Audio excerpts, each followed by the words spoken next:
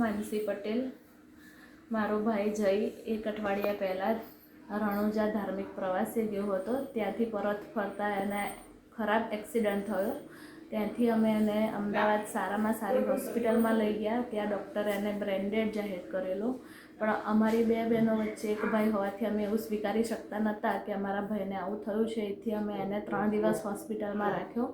પણ એની પરિસ્થિતિ વધારે ને વધારે ખરાબ થતી હોવાથી ડૉક્ટરે એમને જાણ કરી કે બેન બહુ પરિસ્થિતિ ખરાબ થાય છે, તમે નિર્ણય લો.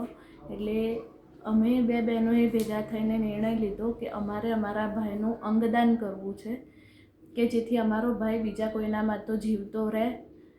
એટલે અમે બે બહેનોએ ડૉક્ટરને વાત કરી કે અમારે અમારા ભાઈનું અંગદાન કરવું છે.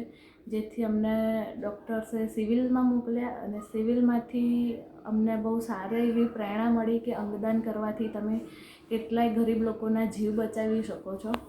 જેથી મારું એવું માનવું છે કે જેના બી ભગવાન ના કરે કોઈના ઘરે આવું થાય, જેના ઘરે આવું થાય એ પોતાના કોઈ બી સગા હોય, સ્વજન હોય તો એનું અંગદાન જરૂર કરવું જોઈએ.